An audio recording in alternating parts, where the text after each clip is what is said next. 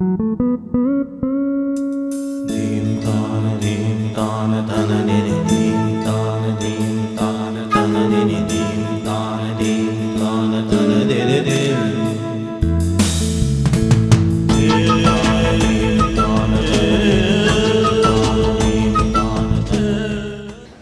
Gandhi has rightly said, and I quote, "The difference between what we do and what we are capable of doing would suffice to solve most of the world's problems." A very good morning to one and all.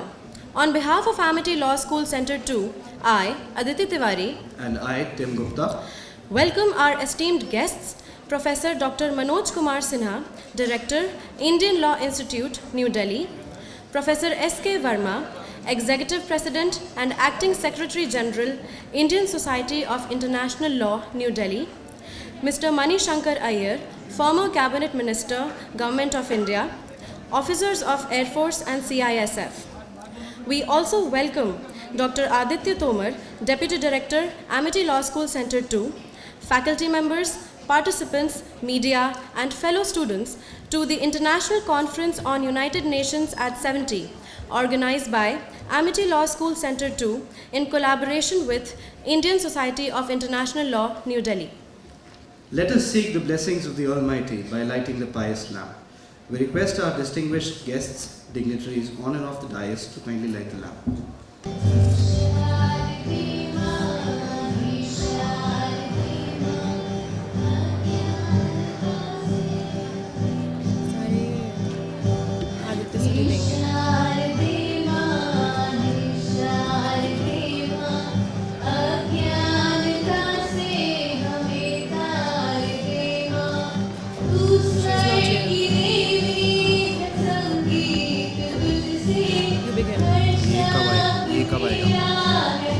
Sapling के बाद saplings खत्म हो जाए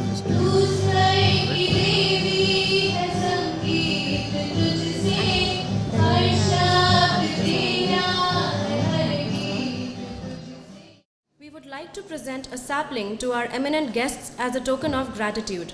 I request Dr. Aditya Tomar, Deputy Director, Amity Law School Center 2, to present a sapling to Professor S.K. Verma, Executive President and Acting Secretary General, Indian Society of International Law, New Delhi, to Professor Dr. Manoj Kumar Sinha, Director, Indian Law Institute, New Delhi. Amity Law School Center 2 flourished under the tutelage of late Professor Mamta Srivastava, the head of the institution for the past 5 years. Her recent demise has been a terrible setback for the department. Our deep condolences to her dear ones, and her blessings will continue to help us grow and prosper. May her soul rest in peace. I now request Dr. Aditya Tomar, Deputy Director, Amity Law School Center 2, to address the august gathering. Good morning, ladies and gentlemen. ALS2 is extremely pleased and excited to organize the International Conference on United Nations at 70 in association with Indian Society for International Law, New Delhi. On behalf of Amity Law School Center 2, I welcome all the dignitaries and distinguished guests, both on the dais and off the dais. I heartily welcome our guest of honor, Professor Dr. Manoj Kumar Sinha, Director, Indian Law Institute, New Delhi. Thank you, sir, for your gracious presence. I welcome our distinguished guest of honor, Professor Dr. S.K. Verma, Executive President and Acting Secretary General, Indian Institute of International Law, New Delhi. Madam, we reciprocate your responsiveness with equal zeal and enthusiasm. We are honored to have Mr. Mani Shankar Iyer, former Cabinet Minister, Government of India, as our chief guest in the inaugural session, sir. We are indeed delighted for your gracious presence. We are very much pleased and honored to have in absentia Honorable Dr. Ashok K. Chauhan, Founder President. We are touched by your motivation every time. My personal welcome all the session chairs, delegates, distinguished guests, faculty members and students to this international conference. This conference gives all participants a platform to exchange ideas, discover novel opportunities, reacquaint with colleagues, and bond with broadening their knowledge. Throughout this conference, stay engaged, remain proactive, and get enriched intellectual experiences. I wish this conference a great success. Thank you. Thank you all. We have amongst us Professor Dr. Manoj Kumar Sinha, Director, Indian Law Institute, New Delhi. Sir did his doctorate in international law from Jawaharlal Nehru University, LLM from the University of Nottingham, and LLB from the University of Delhi. His areas of specializations are human rights, constitutional law, international humanitarian and refugee law, international criminal law, international law and international institutions, and has published extensively in those fields. He was offered prestigious visiting professorship at the Raoul Wallenberg Institute of Human Rights and Humanitarian Law, Sweden for 2004 and 5. He has also taught at the West Bengal National University for Juridical Sciences as professor of law. He also served the Indian Society of International Law as its director from 2006 to 2009. He recently authored, edited, and co-edited books including Business and Human Rights 2013, International Criminal Law and Human Rights 2010, International Law, Issues and Challenges 2009, etc. I invite Sir to share his experiences with us. Sri Manishankar Iyer ji, Aditya Tomar, Professor S.K. Burma, Dr. Murthy, dear students, colleagues, indeed it's a great pleasure for me to be here to address you on a subject which is very close to some of us, and I'm very happy today to see also that Acting Secretary General of the Indian Society of International Law, Professor S.K. Burma, she has also authored a book on public international law and extensively written on the area of international institution and trade law. Dr. Murthy is also here among all of us, and he has also significantly contributed in the field of the international law and international institution. What is important? Why should we study United Nations? Whether it has any relevance today for us, and why we are also lagging behind to teach international organization and international law in the law schools. Why this subject is not popular in the law among the law students. So there are a lot of questions we have in our mind. But this is the first time I have seen so many students participating in a conference. Otherwise, generally in all the other places, organizers have to struggle to get the students in the classroom for the dignitaries. So that's really I appreciate, and I congratulate the organizer that you have huge gathering. It's an appreciation. And it equally motivates the speaker to speak. Otherwise, the speakers, when they speak, sometimes more speakers on the dais and very few participants on the listen. So, but this is different. It's a long story altogether. When we talk about the United Nations, it started. And I remember in one of the class I said, the United Nations has come into the United Nations term, which has been coined by the Roosevelt in 1942. The term United Nations has been coined in 1942.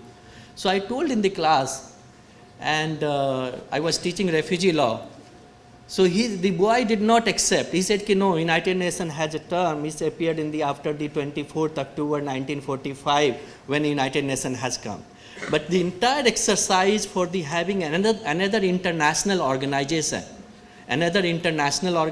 because the first international organization has failed to maintain the peace and security, and there is no faith because United States from very beginning did not become part of the League of Nations, and there are other reasons for the failure of the League of Nations, though League of Nations continued, and it was finally wind up in the April 1946 after the United Nations has come into existence.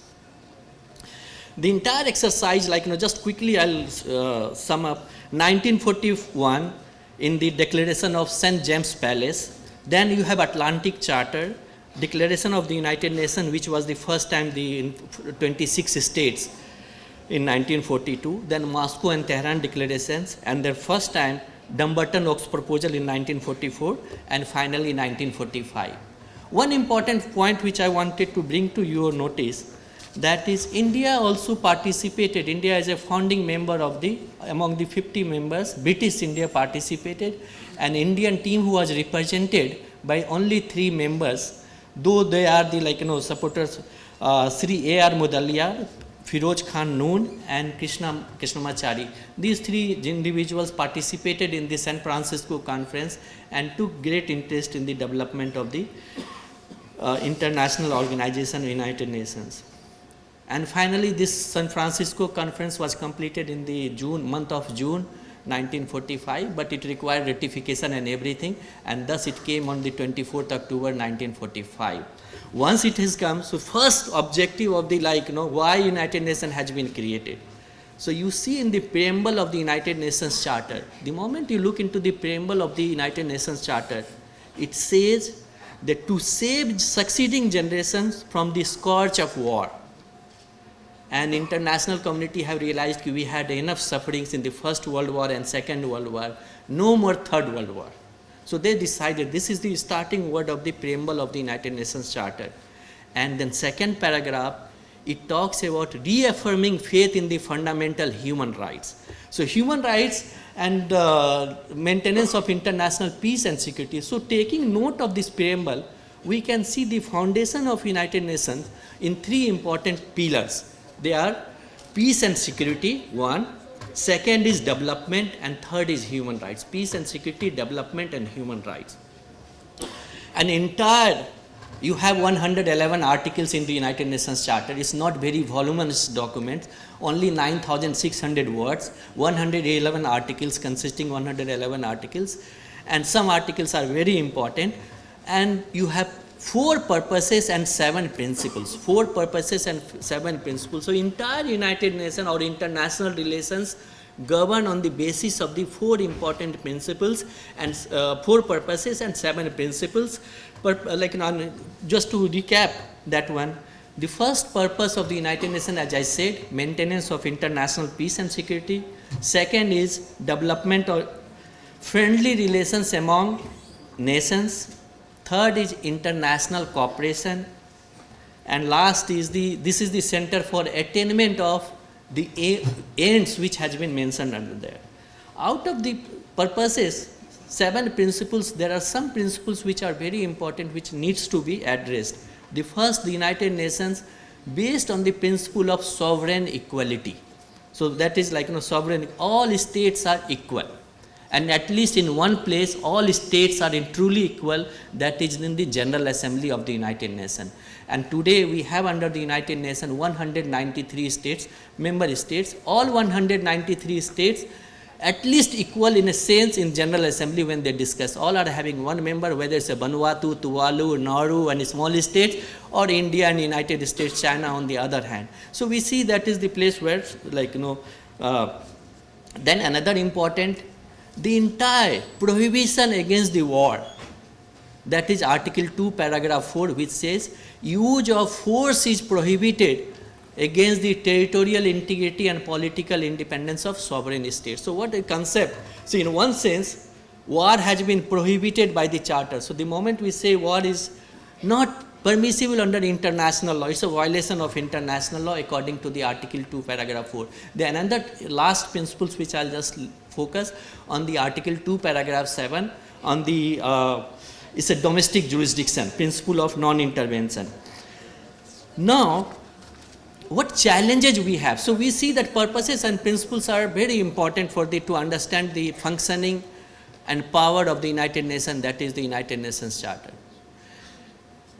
The moment we notice some kind of, we are very lucky, and I was discussing with Murthy and also with the madam, our news channel focus only on the very different kind of news every day. If you in Hindi or English channel, they take a small issue and 5 individuals are asked to report, and all start fighting on the TV net channel every day. So you become fed up and you want to see news. So you have no news, you have views of 5 individuals along with the compare, and they fight, but they never discuss about any international relation and other things. So you will not come to know what is happening in Syria, what is happening in Libya, what is happening in Yemen, and what is happening in Zika virus, which has come into Brazil.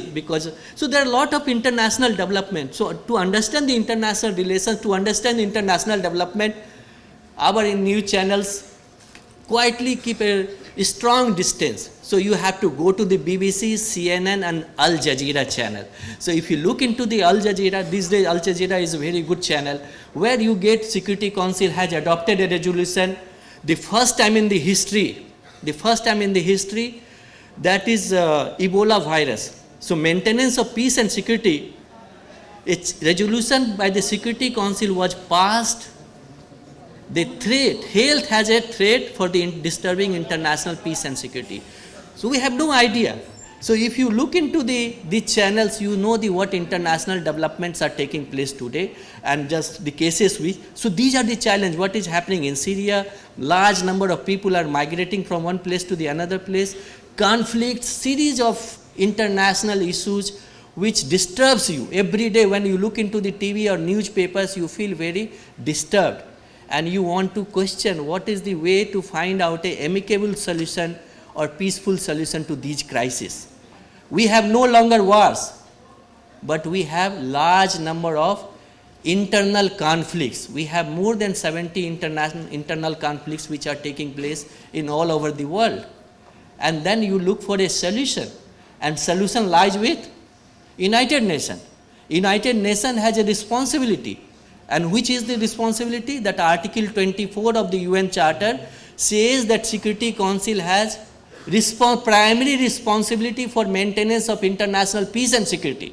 It's not responsibility of the United States, it's not responsibility of the government of India, it's a responsibility of the United Nations, and one of the principal organs, that is the Security Council under Article 24, to maintain international peace and security.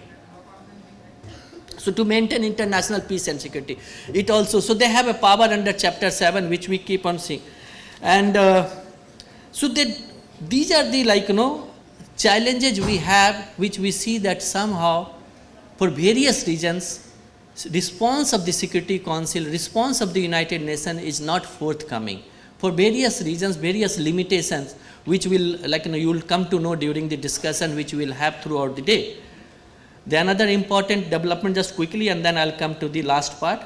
The another concern which we have been expressing for a long time, the time has come to restructuring of the Security Council, the permanent membership for the India. So that has become a big subject, and somehow many occasions we realized we are very close.